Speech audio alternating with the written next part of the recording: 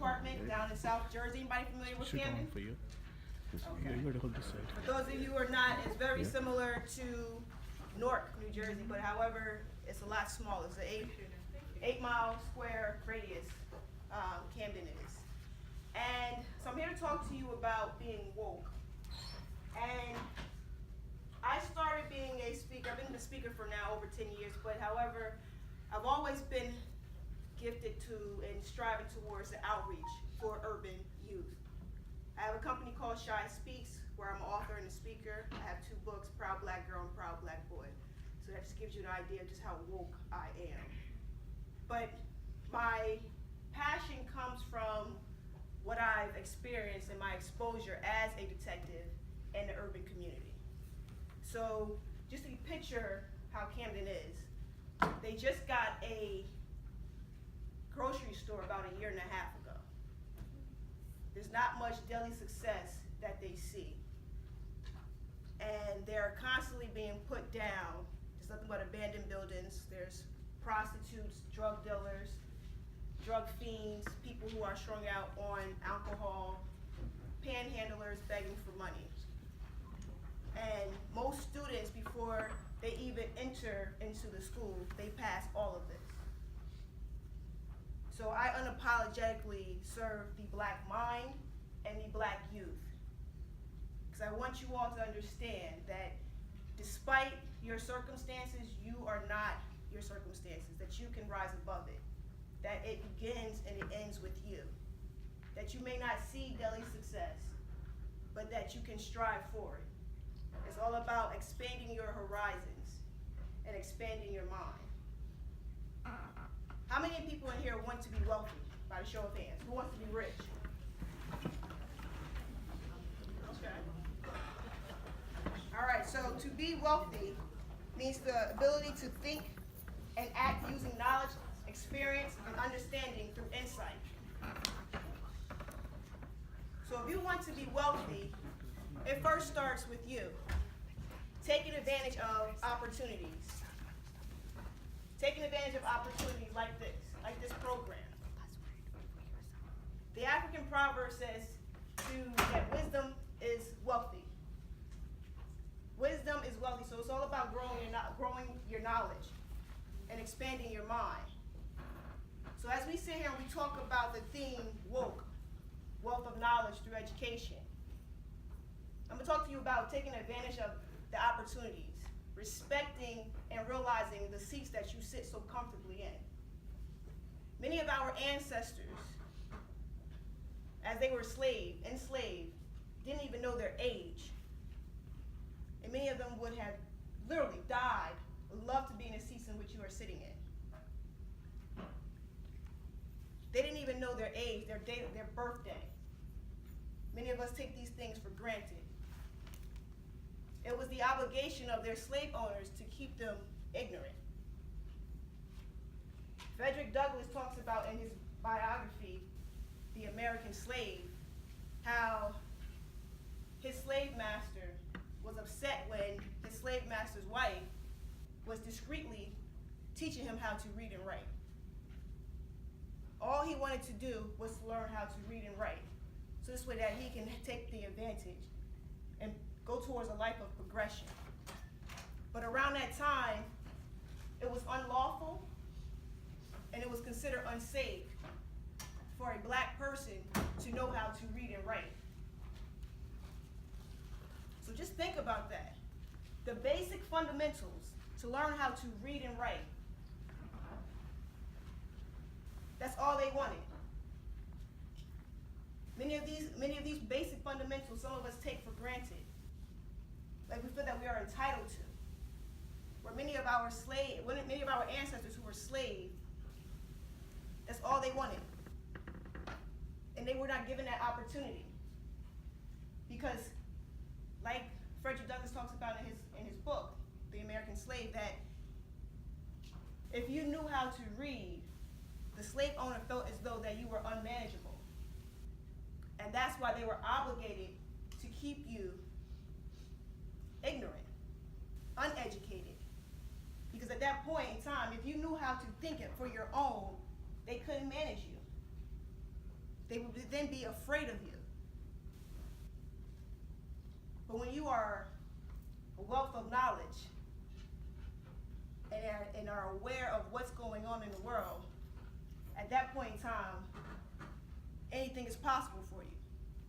You can think for yourself. So always keep that in mind as you sit so comfortably in your seats. Take advantage of the opportunities in which are presented to you. So as I talk about our ancestors and how they would have loved to sit in the seats in which you are sitting in, so always remember that it is through their perseverance, their resiliency, their blood, sweat, and tears, literally, that allows you to sit in these seats comfortably. There's a book called Black in the White Establishment. And it opens up to a chapter as titled Ghetto in the Elite. Ghetto to the Elite.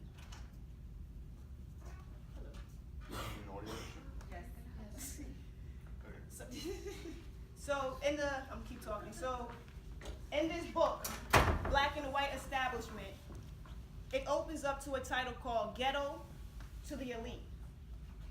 I know he's working behind you, but pay attention to me. That's all about being woke, because what I'm giving you is to help advance you. As you see all these staff around here, we're in this program to help you. So pay attention. So in this book, it goes from Ghetto to Elite, the first chapter. I'm going to talk to you about a guy named Sylvester Monroe. That's what the book opens up to. Sylvester Monroe, it's 1966. He was 15 years old, a young man from Chicago, an urban community full of poverty. He was part of a program called A Better Chance that was created in 1963.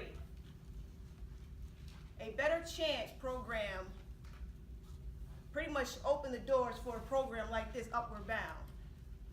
It allows students from inner cities who were not afforded adequate education to be able to go to another institution to be afforded adequate education of good quality.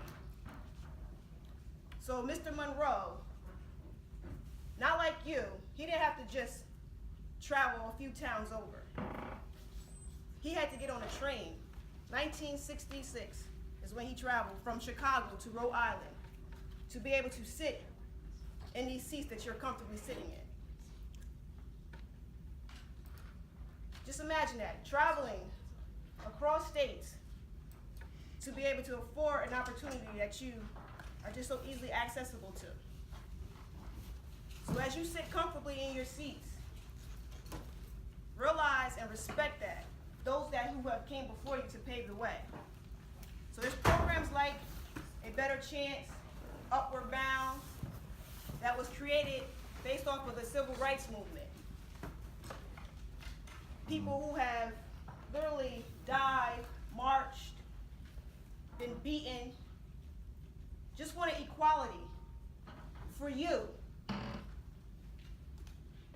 Literally, this time last week, I went on a cultural journey. I flew into Alabama, Birmingham, Alabama, and I drove to Memphis, Tennessee. From Memphis, I went to Selma. From Selma, I went to Montgomery. So even as I stand before you, I'm still on my journey to woke as well. But a week ago, last week, around this time, I walked a bridge referred to as the Jubilee Bridge, Edmund Pettus Bridge in Selma. Anybody ever heard of it? So, I walked that bridge on June 19th. Anybody familiar with what Juneteenth is? Raise your hands if you're familiar. With Juneteenth. Unbelievable. Does anybody know what Juneteenth is? All right, I'll give you a little lesson. I'm pretty sure at some point I don't want to step on the African American, of course. But June 19th, 1865, in Texas, there's about, let me back up, 1863, the president had emancipated slaves, making them free. However, it took close to 2 years for the word to spread amongst the United States, mainly in Texas. There were still 250,000 slaves, roughly estimate, 250,000 slaves during that duration of that 2-year gap, approximately, that were still slaves when technically they were free. So on June 19, 1865, is when the word finally got down to everybody down in Texas, and let the slaves know that they were free and that they've been free. So just imagine that you are working for free, not getting paid for 2 years. And then when you finally realize that you've been working for free, when technically you were free already, that you could have been able to get paid, and you're able to just literally, the shackles are just broken off of you, your wrists and your ankles. And at no point does nobody have to answer to that. We're not given that luxury. We're not given the luxury to make any mistakes. Because anybody who does that today, you're definitely going to jail. What was the question? You're definitely going to jail. That's called cruel and unusual punishment. If my memory serves me correctly, it's a violation of the 8th Amendment right. So just always, as you go through this program, just remember as you sit in these seats that there's some people who have paved the way for you. People who have died for you to sit in these seats so comfortably. And to not take it for granted. Don't take it for granted. Be grateful that you don't have to be like Mr. Sylvester Monroe.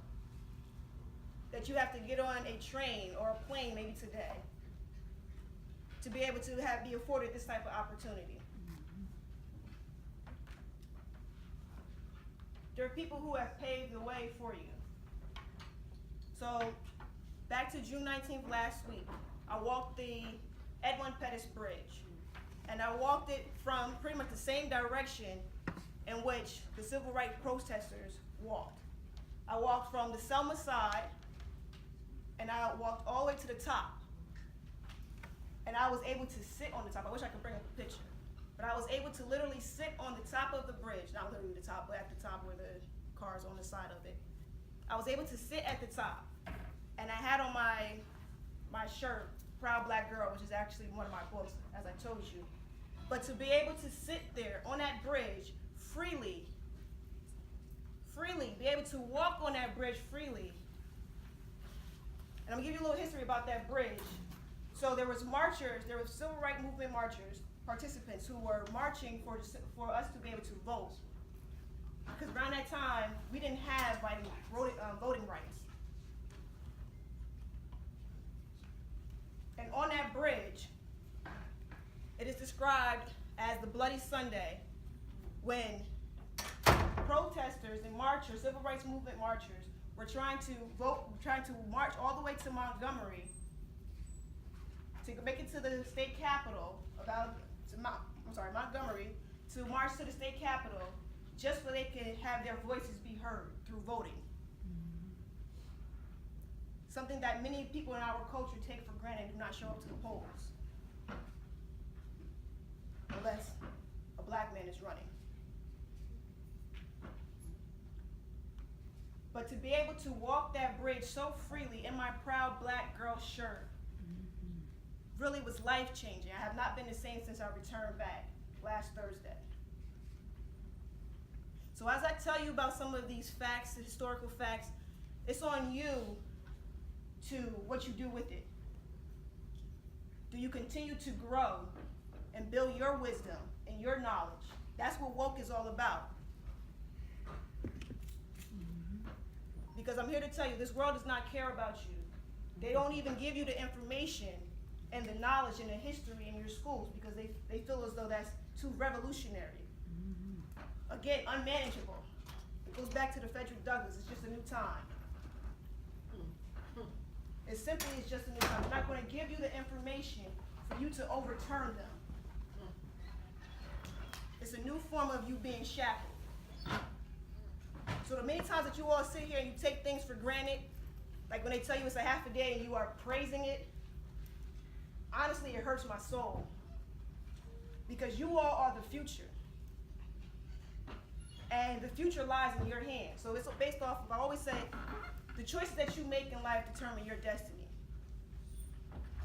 So as you go through these 5 weeks programs, take advantage of it. All you all have to do, this is a free program. All you have to do literally is show up and participate. You get fed 3 meals. You get apparel. You get supplies. There are people that I know personally that have came across my desk. As I told you, I was a detective. You who would love to travel 2 hours just to be able to sit in the seats in which you are sitting in. Mm-hmm. Love to. They just want an opportunity. The opportunity that which you take for granted. Nice people are going to tell you what you want to hear. Kind people are going to tell you what you need to hear. So I'm kindly telling you what you need to hear. It's on you to take heed for it. Take heed to it.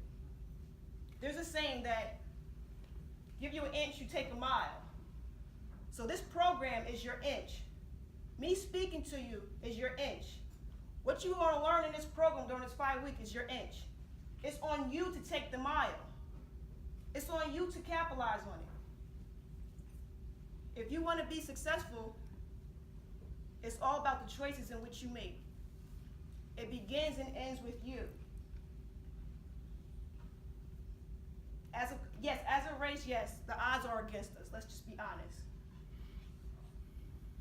The odds are against us. But this is 2018. At some point, we got to take responsibility for our own actions. We may not all have the tools, but you have all these staff here, and throughout the course of the 5 weeks and beyond, they're going to provide you the tools.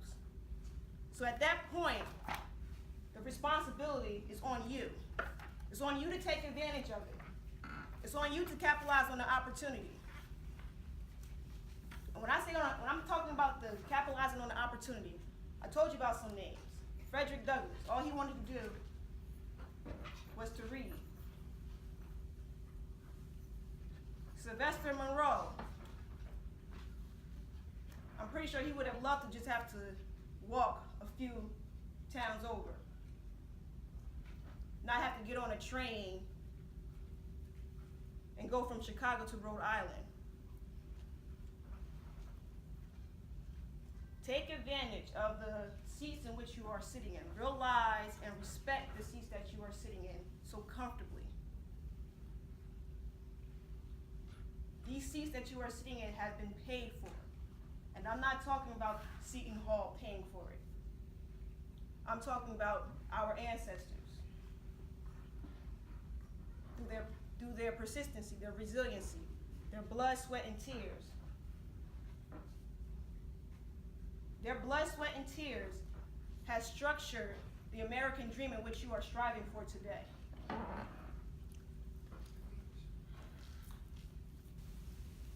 Your seats are paid for. Their souls lie in the soil of this country. Their forced sacrifices grant us the willfulness to be Americans too. Their forced sacrifices gives us the opportunity to strive for that American dream. And that American dream is whatever you make of it. You are the creator. You are the author of your American dream. You have to get to writing. You have to start right now. If you want to be wealthy, and I'm talking about wealthy in the mindset of knowledge. Education is the way out of darkness. Education is the way out of your situation. Whatever it is, your future lies in your hands. It is truly on you.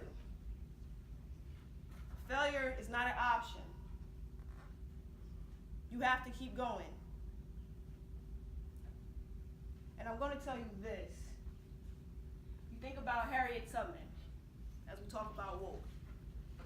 Many of you, and which I hope all of you,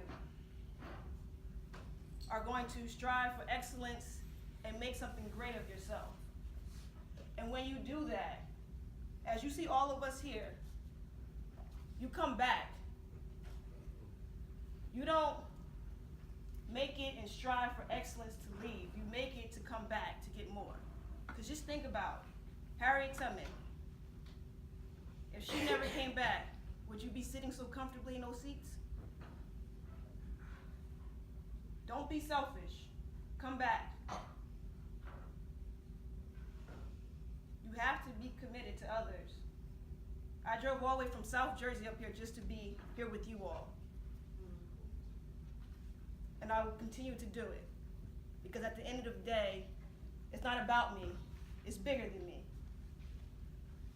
You all are the future. I'm eventually get old. But however, my future lies in your hands as well. Because you all are the next leaders of this generation, of this world. So despite where you come from, know that you can make it. I'm pretty sure if we all were to sit here and go around and talk about how we have progressed in our lives. Me, I'm a product of a single mother household. I'm the oldest girl and the only girl of four, and I have 4 younger brothers. For me, failure is not an option. And I've been told many times that I couldn't be something or that I couldn't do something. But little do they know, all that does is motivate me. So when someone tells you that you can't make something of yourself because you are from whatever, North, East Orange, Irvington, whatever city you are from, whatever they tell you. I'm from Plainfield, New Jersey, and I've had an 8th grade teacher tell me when my mother moved us from Plainfield to North Plainfield that Plainfield, nothing good comes from Plainfield. There's nothing but abandoned buildings there. Clearly the devil is a liar because I'm standing before you right now.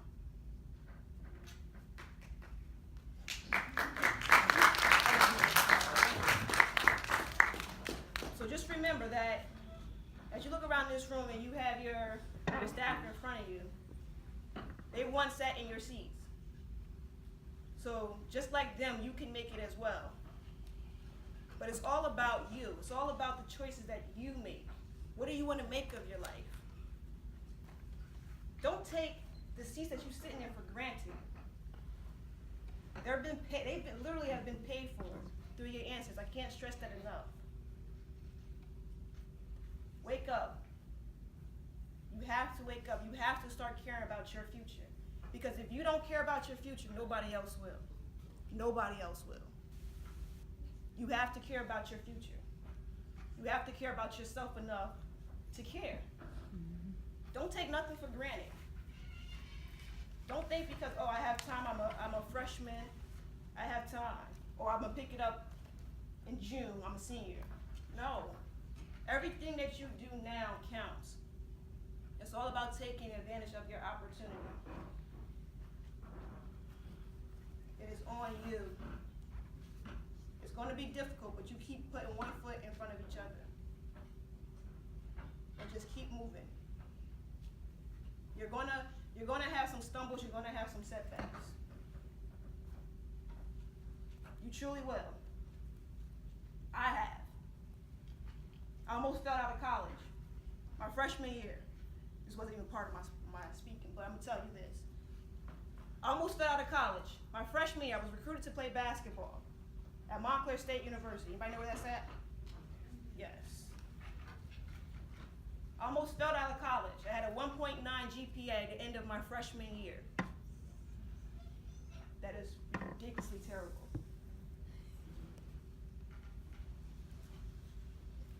And my coach came to me and broke the news to me and told me, Shy, if you don't get yourself together, you're going to be failing out of college. Now here I was, first generation, like many of you will be. First generation, and my back was against the wall, literally. I was going to lose everything in which I worked hard for. And when I went to college, I didn't know what I wanted to do. I went and undeclared. All I knew was that I wanted to play basketball. That's all I wanted to do. Not realizing that I was a student athlete. And what I didn't want to do is have my family talk about me, because y'all know how black families are, right? They'll talk about you, right? What? I have family members telling me, oh, you wasting your mama money. I don't want to hear that you in college. You up there. And I wasn't partying. I just had some, how do I say this? I had some learning to catch up to, pretty much. And I returned back beginning of my sophomore year, and I did more than what was expected. So the athletic program got me a tutor. They got me one tutor, which was my teammate. And I needed more, because of course she had her classwork to do. And by the time, as a student athlete in college, you don't have much free time. Everything is your schedule is very itemized and it's very strict. Because you have practices, you may have 2-a-days. Well, you may have 2-a-days. You may have to travel. And in the mix of all of that, you still have to show up to class. You don't get a pass because you're an athlete. So I had 3 tutors while still maintaining my position on the basketball team. I would go to practice, I would go back to my dorm shower, I would sleep for like 2 or 3 hours, and I would get up and I would go to the student center. I didn't drink coffee, I drank hot tea, and I would put 6 sugars and 3 honeys in my tea. Diabetic, yes, it's crazy. I'm not a diabetic, but I'm saying yes, that's crazy. But I did what I had to do to keep me up so I can study. I had to really seriously humble myself. I had to go back to the basic of comprehension, learning how to be able to read and comprehend, using a highlighter and a pen. So this way that I can interpret what I was reading into my own words so that I can get it. So you have to go above and beyond, do more than what's expected. I would meet with my professors, doing more than what's expected. And I finished my sophomore year, that fall semester, with a 2.8. I only got a taste.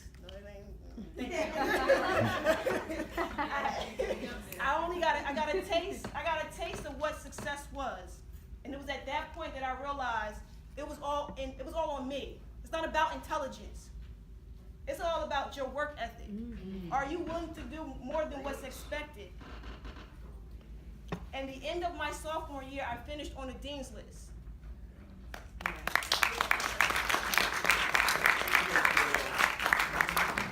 So it's all about your work ethic. It's not about being smart. It's all about your work ethic. If you can work hard, you can be smart. If you're willing to go above and beyond, you can be smart. If you're willing to overcome and conquer, you can be smart. It's all about you. It's not about how you start, because clearly I started on academic probation. And I stand before you here as a doctoral student. So it's about you. It's all about you. I cannot stress that enough. Don't let nobody tell you, because you are a black kid from an urban community, a broken family, that you can't make anything of yourself. Because you can. And we are all here telling you that. We are a living testimony, a walking testimony, and you have us right here. So just always remember, stay woke, and that failure is not an option for you. Thank you.